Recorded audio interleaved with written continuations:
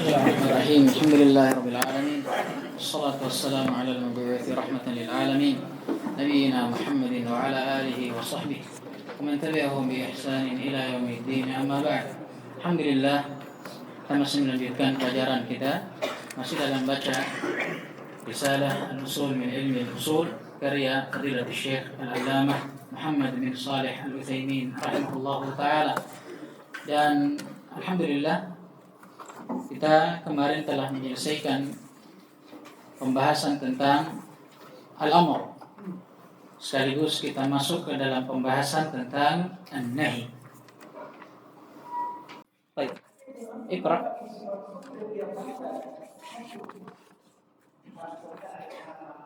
Ini Mas antum lagi? Hah? Saudara Arsyad. Arsyad. Saudaraku katanya.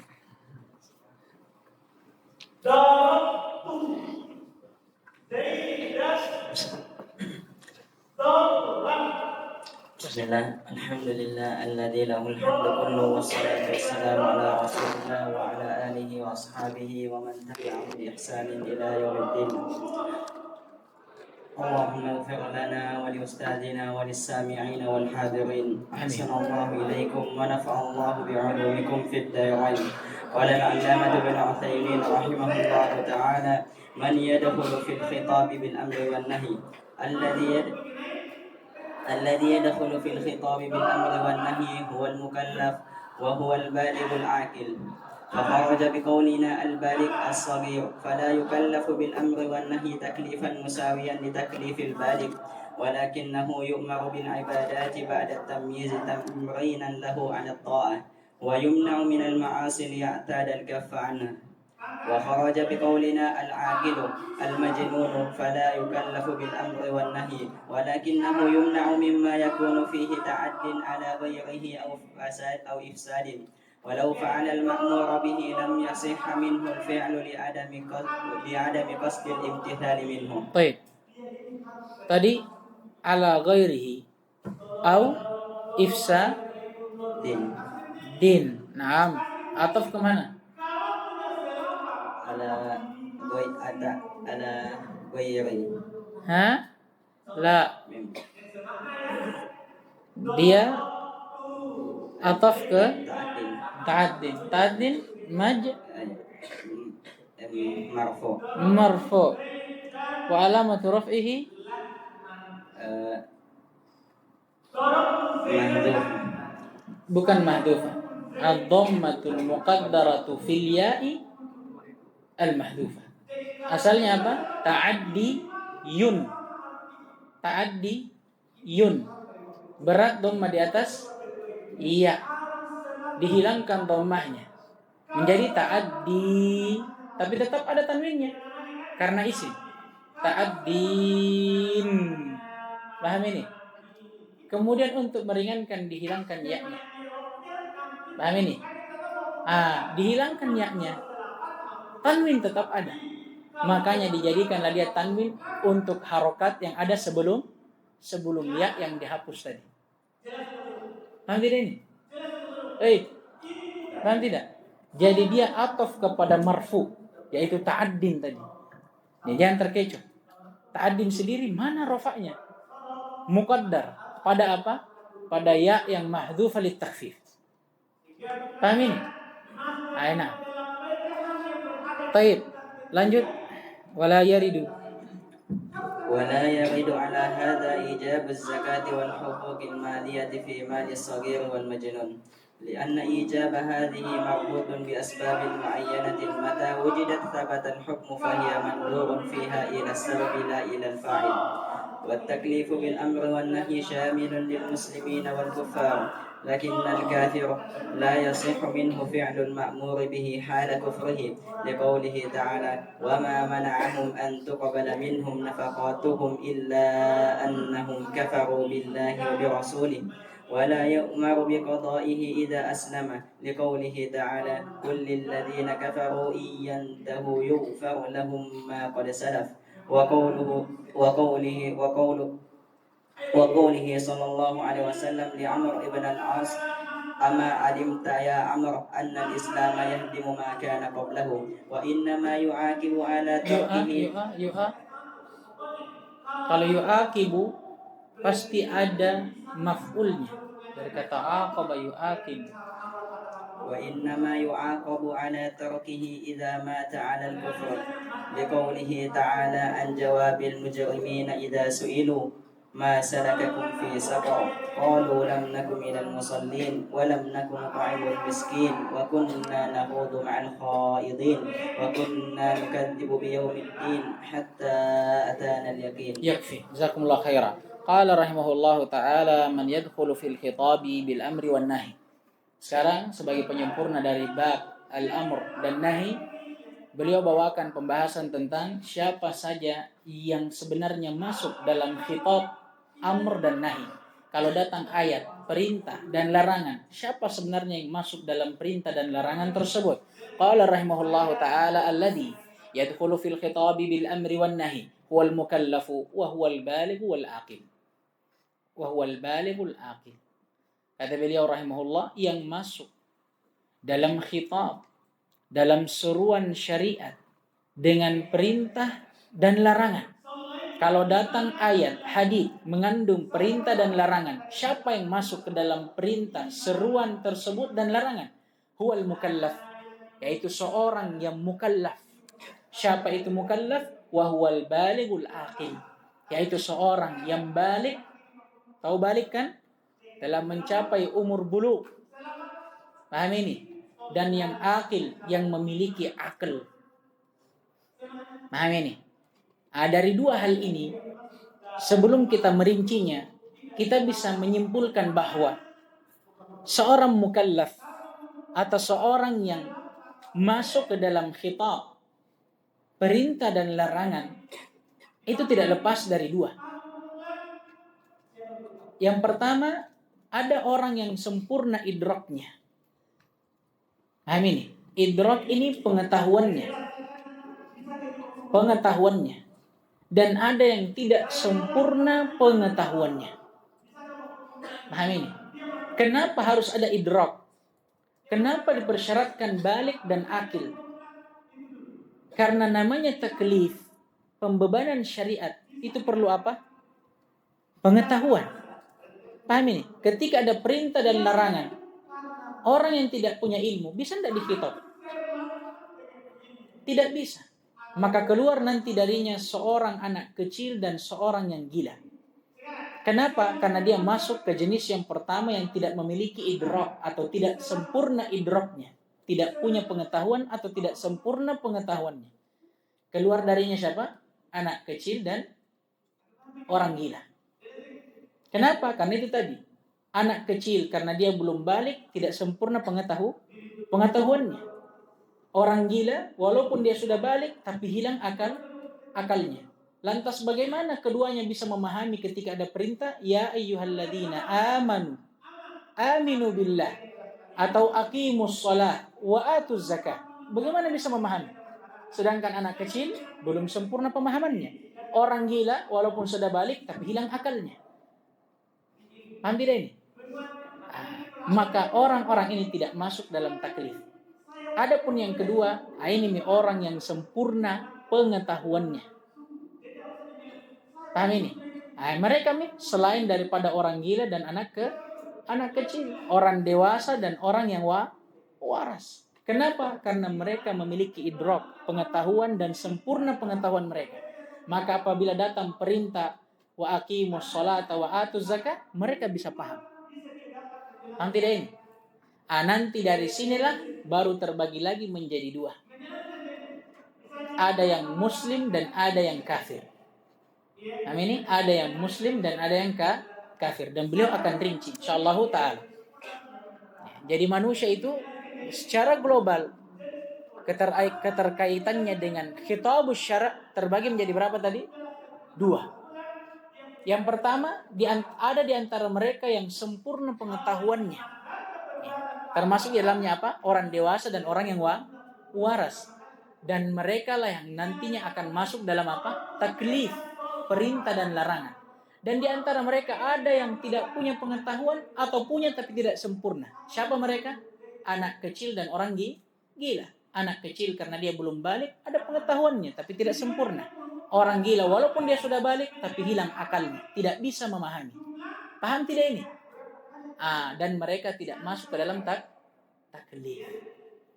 Paham tidak ini? Dan nanti dari orang-orang yang ditaklif, orang-orang yang memiliki idrak, pengetahuan yang sempurna terbagi lagi menjadi dua. Ada muslim dan kafir. Dan akan lewat pembahasannya apakah mereka ditaklif, khususnya orang kafir, dan kalau memang orang kafir ditaklif, bagaimana bentuk taklifnya? Apakah mereka juga masuk dalam ayat wa aqimus shalah, sehingga dalam keadaan mereka kafir kita katakan salat tuh? Atau bagaimana bentuknya? Pahami? Qala rahimahullahu ta'ala fa kharaja bi qaulina al-baligh as-saghir, keluar dari ucapan kami bahwa seorang mukallaf adalah seorang yang balik, keluar darinya as-saghir, anak kecil. Kenapa? Karena dia belum balik. Fala yukallafu bil amri wan nahi taklifan musawiyan li taklifil balik. Maka dia tidak ditaklif dengan perintah, tidak dibebani dengan perintah dan larangan seperti dibebaninya orang yang balik. Kenapa? Datang alasannya. Walakinnahu yu'maru bil ibadati ba'da tamyiz. Tiada lain, dia diperintah untuk mendirikan ibadah setelah dia tamyiz. Tamyiz ini fase sebelum dia balik. Jadi anak-anak itu dari shaghir atau sabi, kemudian mumayyiz, baru apa? Balik. Anak-anak itu sebelum balik, dia itu sudah mulai bisa membedakan antara yang mana baik, yang mana benar, yang mana salah, yang mana baik, yang mana buruk. Ini mumayyiz. Walaupun dia belum balik, tapi di saat ini dia sudah mulai diperintahkan untuk melakukan ibadah. Tamrinan lahu ala ta'ah, sebagai bentuk latihan baginya di dalam melakukan ketaatan. Wa yumna'u minal ma'asi, juga pada saat itulah dia mulai diajarkan untuk menjauhi dari maksiat. Untuk apa? Liya'tadal kaffa anha, supaya dia ada kesiapan untuk menahan dirinya dari hal tersebut tatkala dia sudah balik. Paham tidak ini? Jadi asalnya seorang anak kecil masuk dalam mukallaf atau tidak? Masuk dalam khitab atau tidak? Tidak, karena belum balik. Tapi apakah diperintah dengan ibadah dan menjauh dari larangan? Naam, pada saat dia mumayyiz. Itu pun bukan karena kewajiban, tapi sebagai latihan bagi mereka.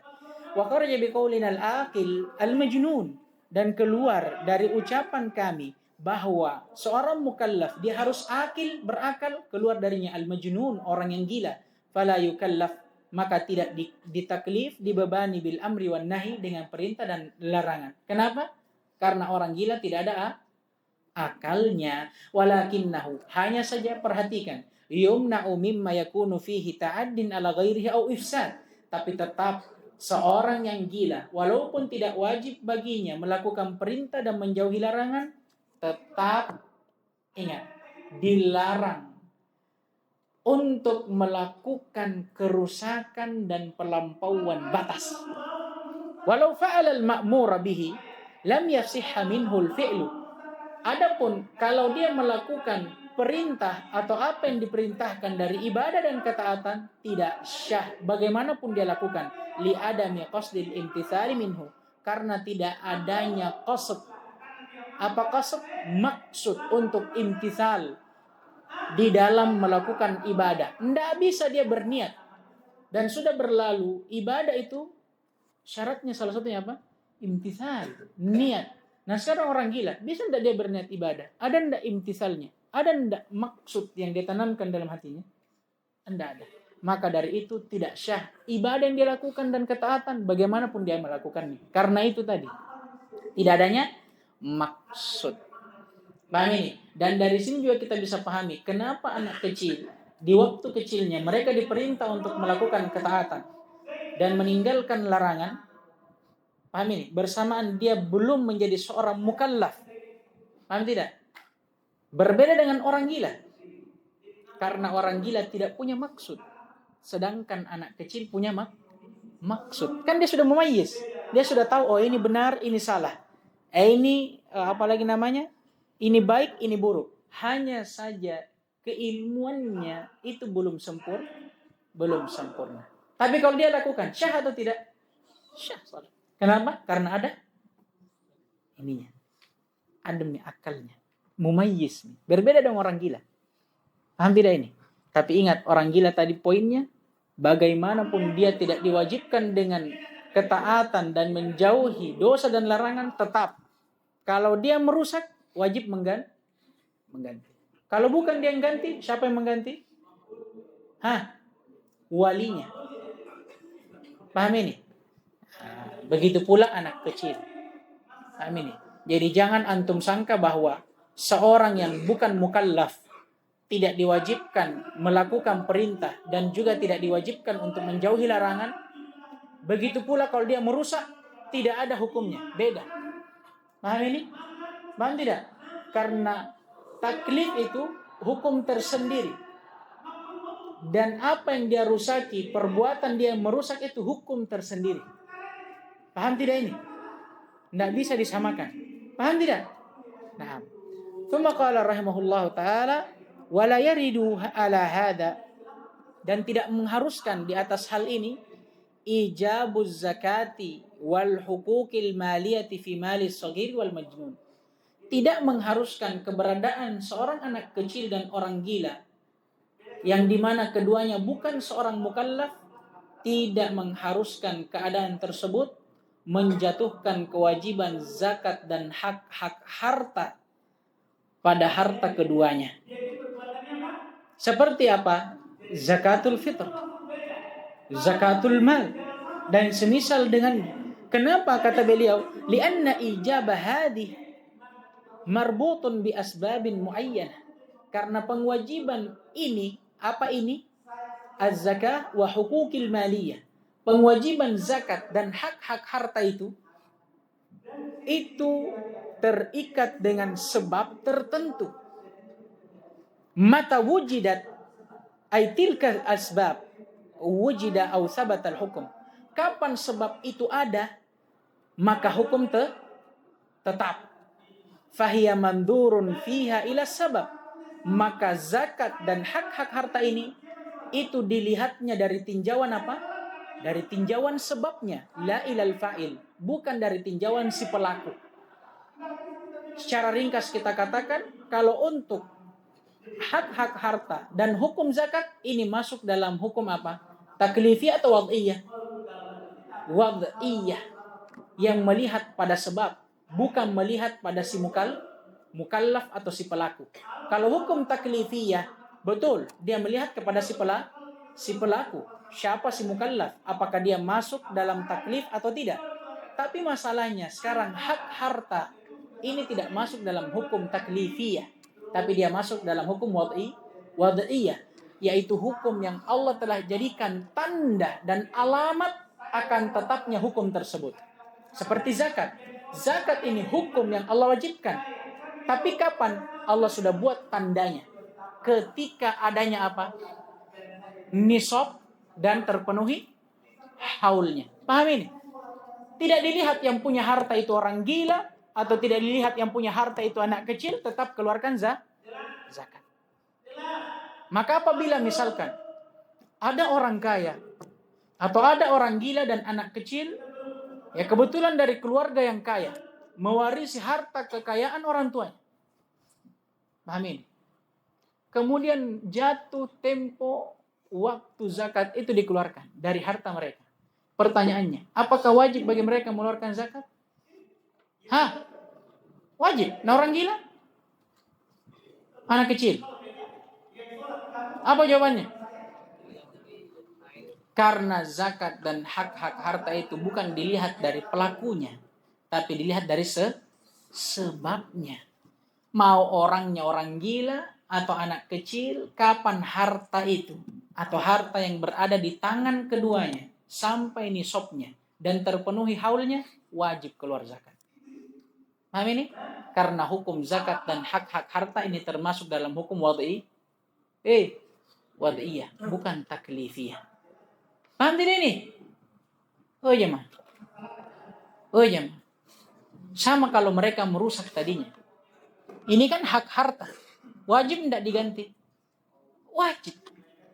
Karena hukum doman namanya itu, hukum ganti rugi. Itu hukum wad'i, bukan taklif.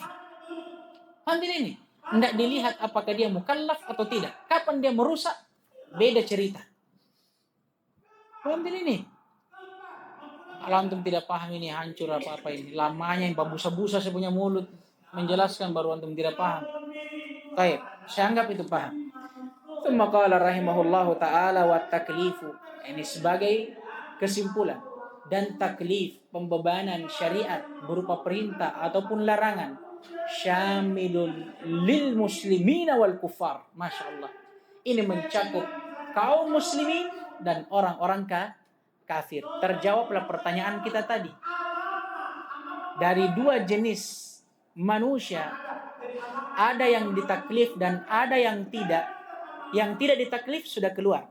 Orang gila dan anak kecil. Sekarang yang ditaklif, ternyata kata beliau, dia terbagi dua lagi. Mencakup kaum muslimin dan orang-orang kafir. Lakinna. Kalau ada lakinna, berarti ini cerita. Belum selesai jumlahnya. Ada lagi cerita setelahnya.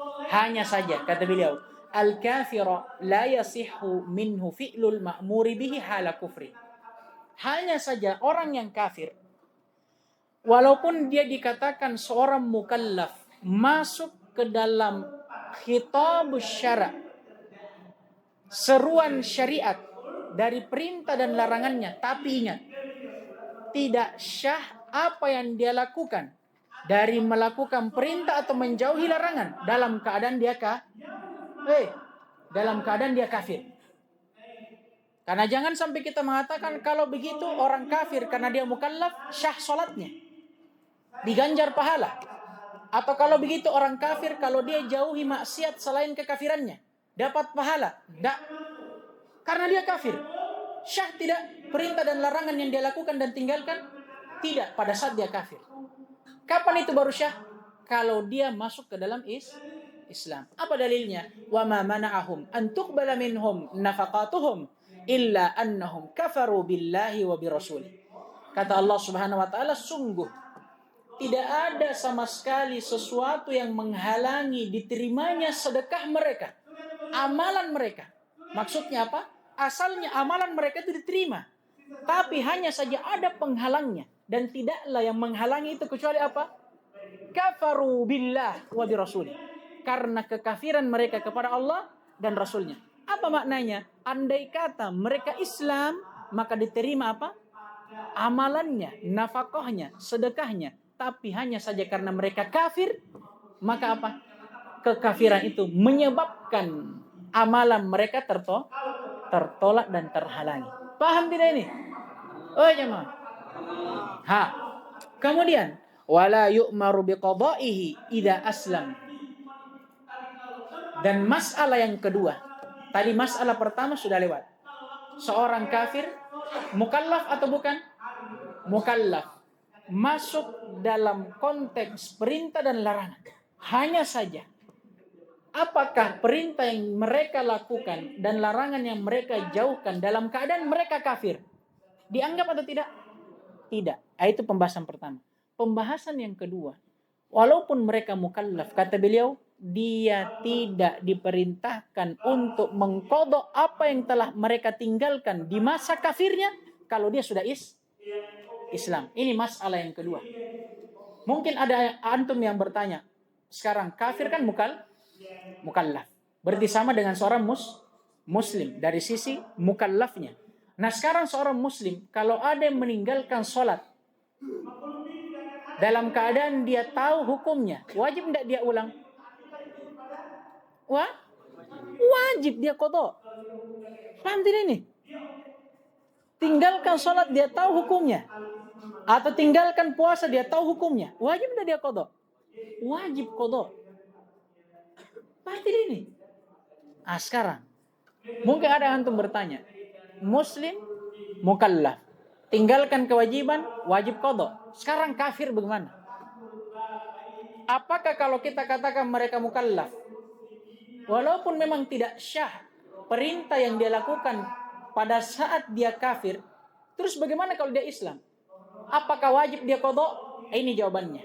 Seorang kafir, walaupun dia mukallaf dan walaupun tidak syah apa yang dia lakukan dari perintah pada saat dia kafir, begitu pula pada saat dia muslim tidak diwajibkan untuk mengqadha amalannya yang telah berlalu. Apa dalilnya? Liqaulihi ta'ala, dengan firman Allah Subhanahu wa taala, "Qul lil ladzina kafaru iyantahu yughfar lahum ma qad salaf."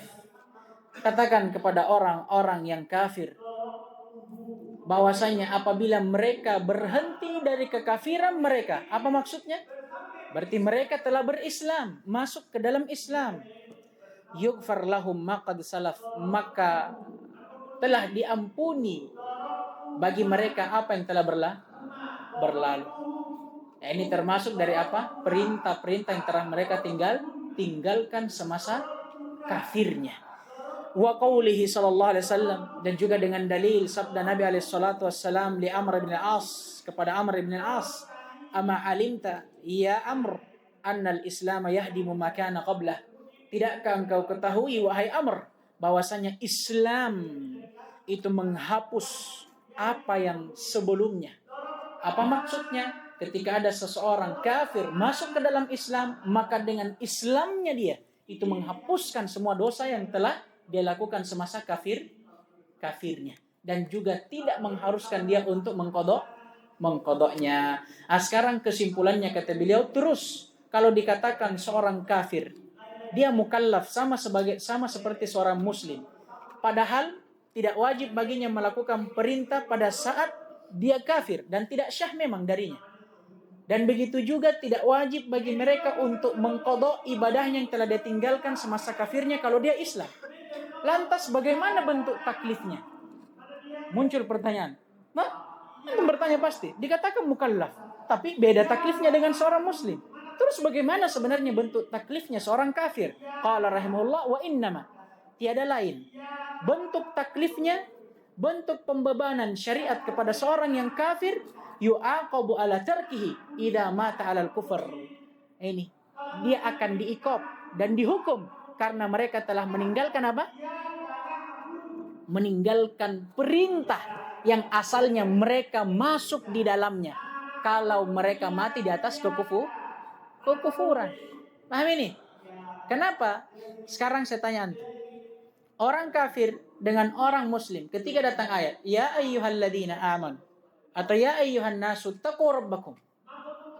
Wahai sekalian manusia, bertakwalah kalian kepada Allah. Ini perintah umum tidak? Umum. Muslim dan kafir. Paham tidak ini? Sekarang yang jadi pertanyaan. Orang kafir, ya kafir. Orang muslim, muslim. Tapi sama-sama ditaklif. Apa maksud taklifnya? Kalau muslim jelas. Diperintahkan mereka untuk bertakwa di saat itu. Paham tidak ini? Paham tidak? Dan ketika dia tinggalkan ketakwaan itu, maka dia berdosa dengan itu. Sekarang kalau orang kafir. Kalau orang kafir, saya tanya. Kita suruh bertakwa di keadaan kafirnya? Atau datang ayat, wa aqimus shalah wa atuz zakat. Dirikanlah salat dan tunaikanlah zakat. Asal dari perintah ini untuk siapa? Muslim dan kafir. Kalau muslim jelas. Di waktu itu dia diperintahkan untuk mendirikan sholat dan menunaikan zakat. Tapi menjadi pertanyaan.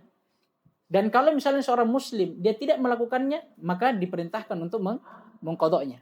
Ya, walaupun ada perselisihan dan masalah lagi dalam masalah qadha, tapi intinya disyariatkan untuk mengqadhanya. Sekarang kafir. Bagaimana caranya kita taklif? Apakah kita suruh dia sholat dan zakat di waktu kafirnya? Di waktu dia kafir. Apa kita perintah dengan sholat dan zakat? Oh ya jemaah, antum bilang paham. Orang kafir ini, antum ketemu di jalan, antum suruh sholat ke masjid kita, masuk ke dalam ayat, wa aqimus shalah wa atuz zakat. Saya tanya antum, bisa enggak? Kalau saya bilang mukallaf, kenapa enggak? Ini yang jadi pertanyaan. Terus saya tanya antum, ketika ada orang kafir sudah 40 tahun dia hidup, paham ini? Islam, antum bilang, tabe kita kodok sholat tak selama 40 tahun yang kemarin. Begitu? Boleh enggak? Anda sudah lewat. Walaupun dia ditaklif, tapi tidak syah. Amalan yang dia lakukan pada saat dia kafir. Dan ketika dia Islam juga tidak diperintah untuk dikodok. Terus jawabannya, kalau saya tanya antum, kenapa bisa tidak syah amalannya pada saat dia kafir dan tidak diperintah untuk menggantinya pada saat dia muslim? Padahal dia mukallaf. Apa jawabannya?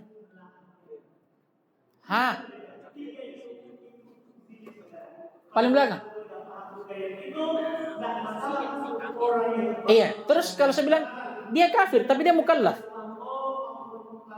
bagaimana bentuk taklifnya kalau begitu? Kenapa dikatakan mukallaf maksudku? Padahal seorang muslim yang mukallaf wajib sholat. Kenapa kafir yang mukallaf dikatakan mukallaf tidak wajib sholat pada saat dia kafir? Dan seorang muslim yang mukallaf kalau dia luput dari sholatnya atau ibadahnya, ketika dia ingat dia wajib menggantinya. Nah, sedangkan seorang kafir yang dikatakan juga mukallaf, ketika dia Islam tidak wajib dia ganti. Kenapa jawabannya? Pertanyaannya.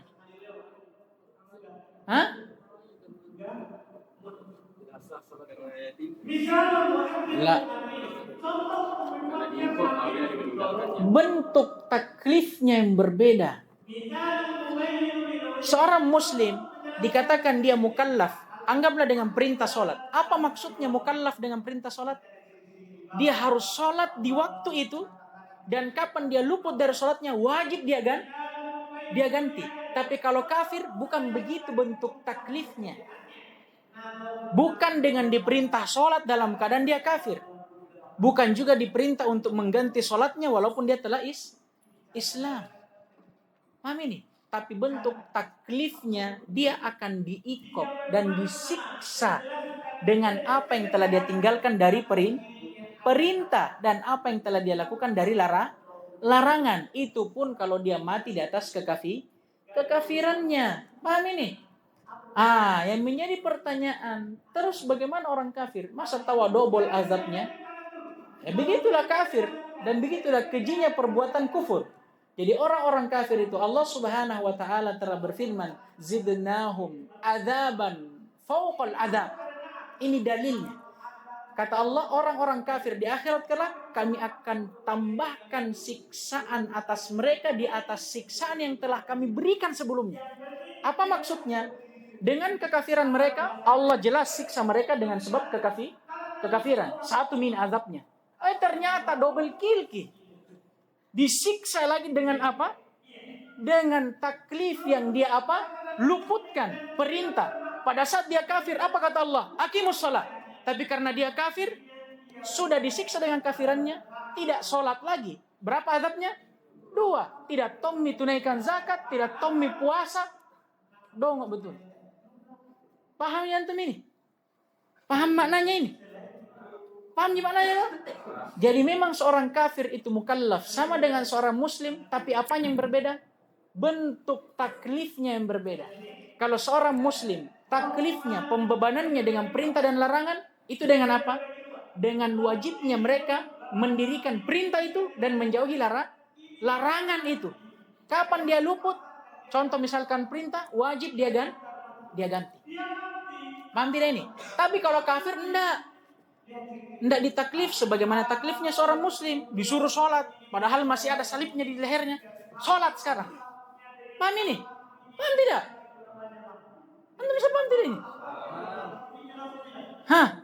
Paham gitu? Kalau orang bilang, kenapa? Nah mukallaf itu. Paham tidak? Bentuk taklifnya yang berbeda. Paham ini? Jadi bentuk pembebanan syariat kepada orang kafir itu tetap berjalan. Walaupun dia di atas kekafirannya. Tapi bagaimana bentuknya? Apakah dengan disuruh dia untuk mendirikan taklif itu? Tidak. Tapi dijadikan apa yang mereka tinggalkan dari taklif itu sebagai dosa bagi dia yang mengharuskan dia diadab. Pertanyaannya, kalau begitu 2 kali diadab. Nah, Allah yang mengatakan, wazidnahum adzaban fawqal adzab. Dan kami tambahkan atas mereka azab siksaan di atas siksaan yang sebelumnya sudah kami berikan kepada mereka. Paham gini?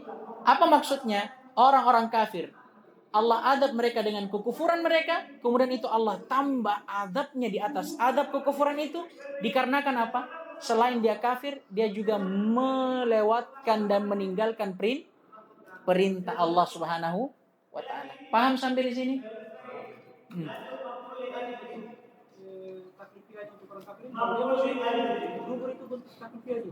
Maksudnya? Bukan. Tetap ada. Tapi bentuknya sudah berbeda. Iya. Jadi kalau orang kafir muslim, bentuknya ya sudah sama sebagai seorang muslim. Wajib dia lakukan sholat di waktu itu, dan wajib dia kodok di waktu itu kalau dia sudah lupa dan tinggalkan. Paham tidak ini? Paham tidak? Jadi kalau misalkan ada kafir yang sudah mu'allaf, ya dia ambil hukum muslim. Tapi selama dia kafir, dia tetap mukallaf sama dengan seorang muslim, tapi bentuk taklifnya yang berbeda. Tapi kapan seorang kafir mu'allaf muslim, dia ambil hukum taklifnya seorang muslim. Paham tidak ini? Apa dalilnya? Yang terakhir, tunggu sebentar. Firman Allah Subhanahu wa taala, an jawabil mujrimina idza su'ilu, terhadap atau sebagai jawaban terhadap orang-orang mujrimin tatkala mereka ditanya, masalakakum fi saqar, apa sebenarnya yang memasukkan kalian di neraka saqar? Qalu, mereka pun menjawab, lam naku minal musallin, dahulunya kami bukan termasuk dari orang-orang yang salat. Walam naku nut'imul miskin, dan juga kami dahulunya bukan termasuk dari orang-orang yang memberikan makan kepada orang-orang miskin. Wa kunna nakhudu ma'al khaidin, dan dahulunya kami termasuk dari orang-orang yang ikut dalam kesesatan bersama dengan orang-orang yang sesat. Wa kunna nukadzibu biyaumiddin, dan dahulunya kami juga termasuk orang-orang yang mendustakan hari akhirat dan hari pembalasan, hatta atanal yakin, sampai akhirnya kematian pun mendatangi kami. Syahidnya mana? Siapa yang tahu inti pendalilannya?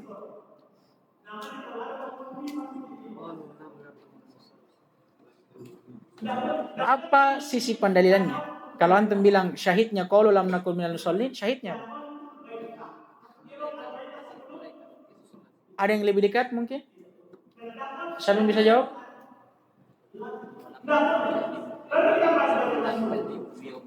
Jawabannya syahidnya semuanya ini, mulai dari lam naku minal musallin sampai akhir. Wa kunna nukadzibu biyaumiddin. Ini syahidnya. Tapi sisi pendalilannya, naam, sisi pendalilannya. Hah?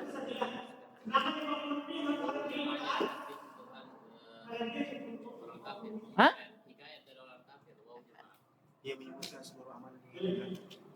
Iya, bahasa lainnya apa? Singkat gini, satu kata. Hah? Bukan. Hah? Angkat tangan. Siapa?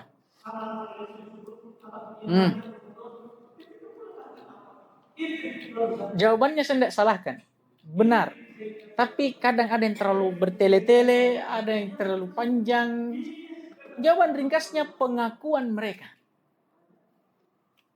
Saya tanya antum, mereka ini kan orang-orang kafir yang meninggalkan taklif semasa kafirnya.